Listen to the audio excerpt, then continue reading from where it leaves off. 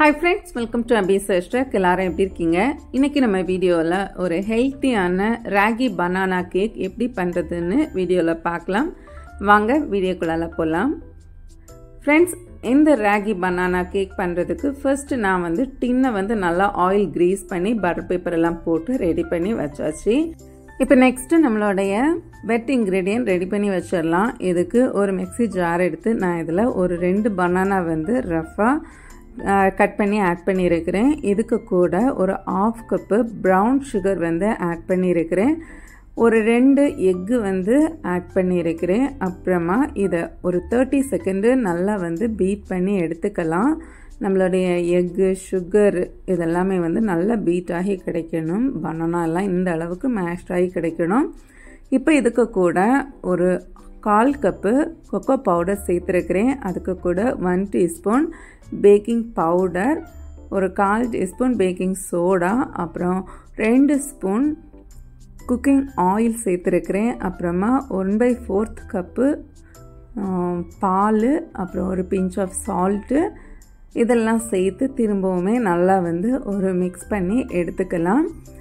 இப்போ நம்ம எடுத்த இந்த பேட்டரை நம்ம ஒரு பவுலில் ட்ரான்ஸ்ஃபர் பண்ணி எடுத்துடலாம். அவ்வளோதான், நம்மளுடைய வெட் இன்க்ரீடியன்ட் சூப்பராக ரெடி ஆகிடுச்சு பாருங்கள். இப்போ அடுத்ததாக கடைசியாக நம்ம ராகி ஃப்ளார் 1 கப்பு எடுத்து வச்சுருக்கிறேன். அதை கொஞ்சம் கொஞ்சமாக ஆட் பண்ணி நல்லா ஜென்டிலாக மிக்ஸ் பண்ணி எடுத்துக்கலாம். நான் ராகி ஃப்ளாரோடைய பச்சை வாசனை மாறுறதுக்காக கொஞ்சமாக ரோஸ்ட் பண்ணி நல்லா ஆற வச்சு சேர்த்துருக்கிறேன். இப்போ இதை 3 டைம்ஸாக நல்லா மிக்ஸ் பண்ணி எடுத்துக்கலாம். இப்போ கடைசியாக இதுக்கு கொஞ்சம் நட்ஸு, கொஞ்சம் கேஷ்யூ, கொஞ்சம் ஆல்மண்ட், கொஞ்சம் வால்நட் எடுத்துருக்கிறேன். இது நம்மளுடைய ஆப்ஷனல் தான், நமக்கு தேவையில்லைன்னா இதை ஸ்கிப் பண்ணிக்கலாம். இப்போ இதை குட்டியாக சாப் பண்ணி நம்ம இதில் கொஞ்சம் சேர்த்துக்கலாம். இந்த நட்ஸுக்கு பதிலாக நீங்கள் சாக்லேட் சிப்ஸ் கூட நீங்கள் சேர்த்துக்கலாம், ரொம்ப நல்லா இருக்கும். நட்ஸை எல்லாம் இந்த மாதிரி பொடியாக கட் பண்ணிவிட்டு இதில் பாதி நான் இப்போ இந்த பேட்டரில் சேர்த்து நல்லா மிக்ஸ் பண்ணி எடுத்துக்கலாம். இப்போ ஆல்ரெடி நம்ம லைன் பண்ணி வச்சுருக்கிற பேக்கிங் ட்ரேயில் நம்மளுடைய பேட்டரை நம்ம ஆட் பண்ணிக்கலாம்.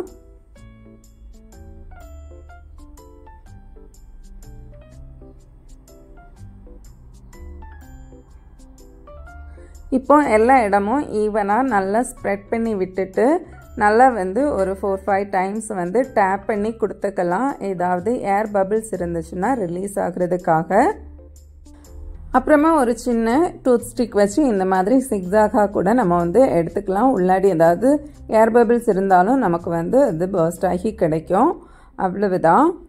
இப்போ மறுபடியும் ஒரு 2 டைம்ஸ் நல்லா டேப் பண்ணிவிட்டு கடைசியாக நம்ம கொஞ்சம் மீதி வச்சுருந்த நட்ஸையுமே இதுக்கு மேலே ஸ்ப்ரெட் பண்ணி ஆட் பண்ணி கொடுக்கலாம். ஆட் பண்ணிவிட்டு நான் ஆல்ரெடி ப்ரீஹீட் பண்ணி வச்சுருந்த அவன் 180 டிகிரி செல்சியஸுக்கு ஒரு 10 மினிட்ஸ் ப்ரீஹீட் பண்ணி வச்சுருந்தேன். அதில் நம்ம பேட்டரை வச்சு ஒரு 40 மினிட்ஸ் நல்லா குக் பண்ணி எடுத்துக்கலாம். கேக் சூப்பராக அழகாக குக் ஆகி இருந்துச்சு.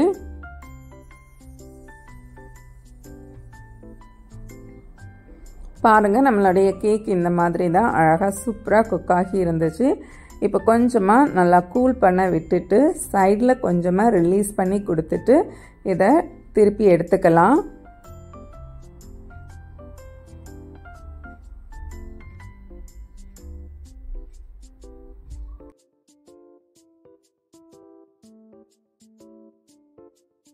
இப்போ இதை உங்களுக்கு கட் பண்ணி நான் காமிக்கிறேன். ரொம்ப சாஃப்டான ஒரு ராகி பனானா கேக் சூப்பராக ரெடியாக இருந்து பாருங்கள்.